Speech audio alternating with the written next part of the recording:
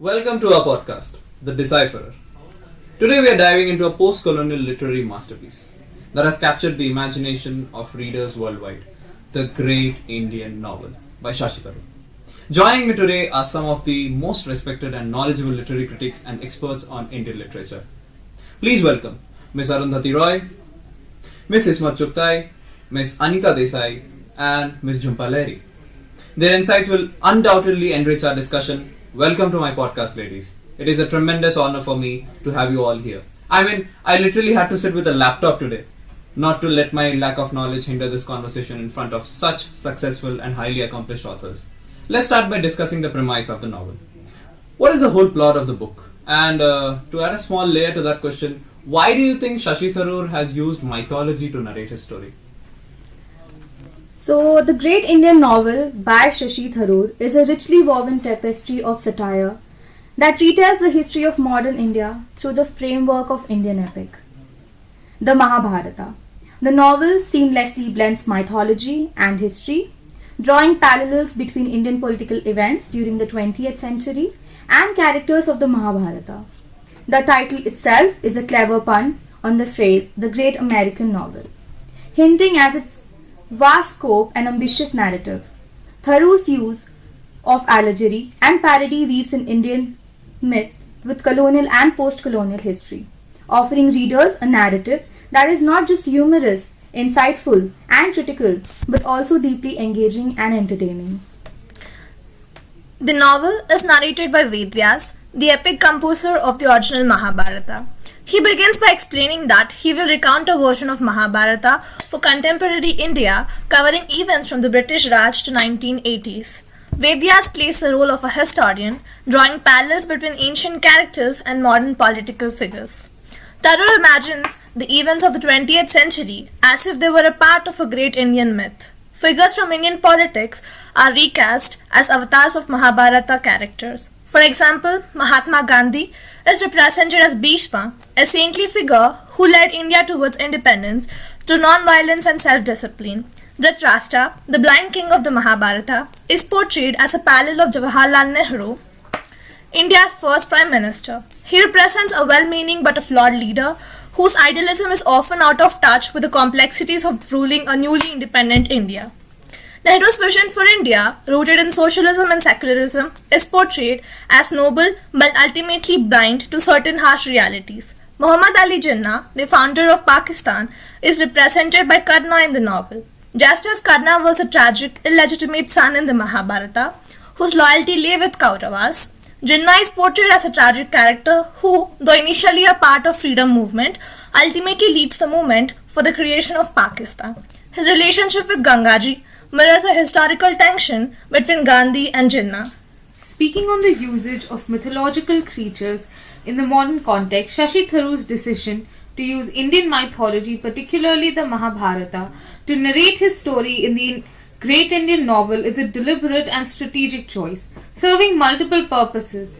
This blend of mythology and modern history allows Tharoor to create rich, multi-layered narratives that resonates deeply with Indian readers while offering a powerful commentary on the country's political journey. Tharoor's choice of mythology serves to highlight the timeless and cyclical nature of history by drawing parallels between the epic themes of war, morality, family dynamics, and Indian political history. He emphasizes that the struggles for power and justice that shaped ancient India continue to manifest in the modern era.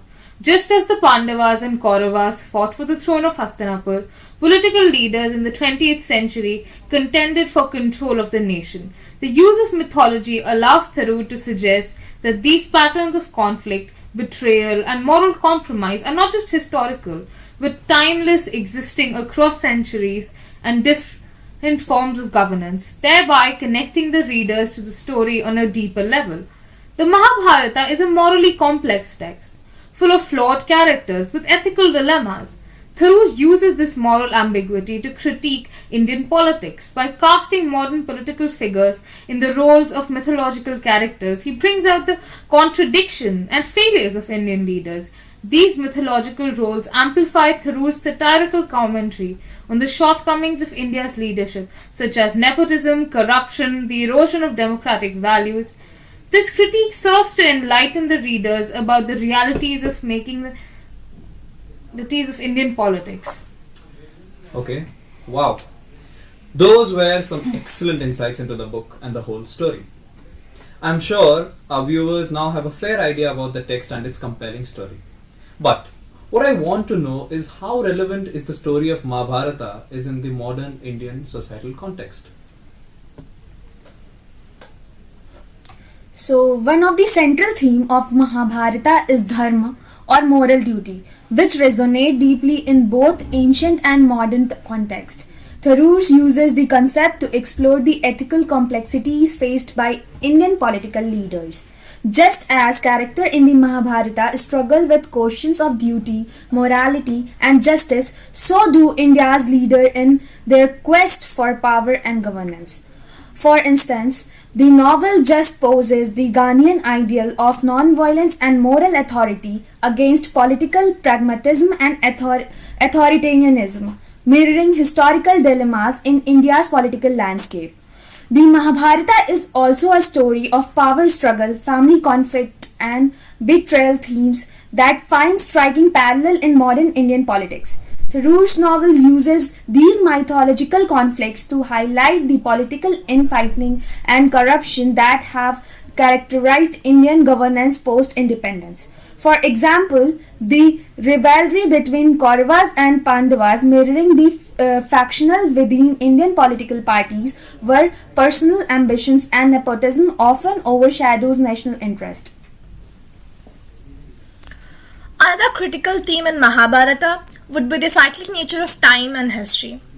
Tharoor draws on this to suggest the challenges and conflicts of ancient India are still relevant today. In the Great Indian Novel, he shows how the struggles for power and justice from the epic continues to unfold in modern Indian politics. The cyclic understanding of history underscores the idea that while the context may change, human nature and societal conflicts remain constant. The Mahabharata also explores questions of social norms, gender roles, and caste, which remains deeply embedded in the modern Indian society. Tharoor's novel critiques how these ancient values continue to influence contemporary social structures, which also questioning the rigidity of tradition in a rapidly changing modern India. The portrayal of women and their limited agency in both the epic and in the modern political context is particularly striking, reflecting the ongoing struggles for gender equality in the Indian society. Well, now I see how that fits into our modern societal context. Moving on, I'm waiting to talk about a different aspect of the book, the usage of wit and humor. I know, Mr. Tharoor is a very cunning linguist, but the book's title itself says The Great Indian Novel, which is a direct translation of Mahabharata. So I would really like to know more about the different usages of humor in the whole book. Well, you're absolutely right there. As a postmodern writer, Mr. Tharoor uses different narrative strategies such as satire, pun, parody, humor, and a bit of comedy. The Great Indian Novel is not just a straightforward political narrative, but a profoundly satirical one. Tharoor uses parody and humor to highlight the absurdities of Indian politics, a critique of both its leaders and its people. He lampoons the cult of personality that developed around people like Gandhi and Nehru, the dynastic politics of the Nehru-Gandhi family, the contradictions inherent in India's attempt to be a modern democratic state and a deeply traditional society. The novel's allegory works on multiple levels, drawing connections between the mythical, the real, the ancient, the modern, the personal, and the very political.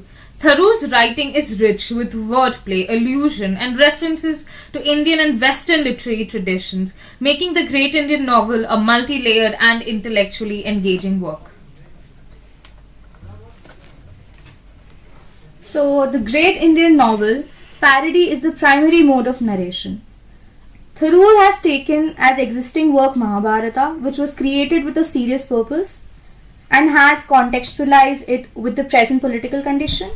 So, using of satire in the Great Indian Novel by Shashi Tharoor, he has used parody in this novel. Tharoor is one of the most delightful, natural, and the most effective forms. The great Indian novel, he points out faults, reveals hidden affections, emphasizes weakness, and diminishes strength. And through these elements, he made it a satiric parody. For Tharoor, Mahabharata is the main inspiration for this novel. The Mahabharata is not a novel, but an epic poem. However, Tharoor has incorporated both verse and prose forms of compelling satiric narration. He used satirical neighbors such as parody, irony, allegory, lampooning, humour, derision, etc. Tharoor, as a satirist, sees the individual or society as utterly different from a no-satirist. Tharoor has adopted Menippean satire in the great Indian novel. A Menippean satire is essentially a prose narratively that usually contains some verse. Interesting. Shashi Tharoor was Shashi the Roar while writing the story. No puns intended, Shashi sir. Jokes apart. Speaking of postcolonialism and Tharoor as a postcolonial writer, I would like to know, how is the great Indian novel an important text through the lens of postcolonialism? Postcolonial literature often seeks to recover and redefine identity after colonization. The great Indian novel reclaims the Indian identity by asserting that India's mythological or historical past cannot be reduced to a straightforward linear narrative imposed by colonial powers. Tharoor's playful yet critical engagement with the Mahabharata reflects the multiplicity of Indian culture and history. His reimaging of iconic characters allows him to critique the legacy of the colonial rule while celebrating the India's pluralistic identity, embodying a form of cultural resistance that is central to post-colonial discourse. So Tharoor uses the great Indian novel to critique the colonial, past and post-colonial leadership. He draws parallel between the power struggle in the Mahabharata and those in the India's political landscape after independence. Figures like Nehru and Indira Gandhi are re-imaged through mythological character, imposing their flaws and contradiction. The critique fits within the post-colonial framework by questioning the idealization of post-independence leadership and the failures of Indian democracy after the British withdrawal. Tharoor's portrayal of the disillusionment with post-colonial governance highlights the complex realities of nation building. I mean, the Mahabharata, what I can understand, is a very foundational text in Indian culture. I mean, its themes of family, power and morality resonate deeply in the society. And by setting the novel in modern day India, Tharoor invites us to reflect on how these ancient stories continue to shape our lives. I believe the great Indian novel will continue to be a treasured work of literature for generations to come. It offers a unique and insightful perspective on Indian history, culture and society, and its wit and humor make it a joy to read. Thank you for your insightful analysis of the great Indian novel. It's been a pleasure discussing this fascinating book with you all, and I hope you all enjoyed the whole conversation equally. This was all from my side. If you like this video and want more videos like this, please like, share and subscribe.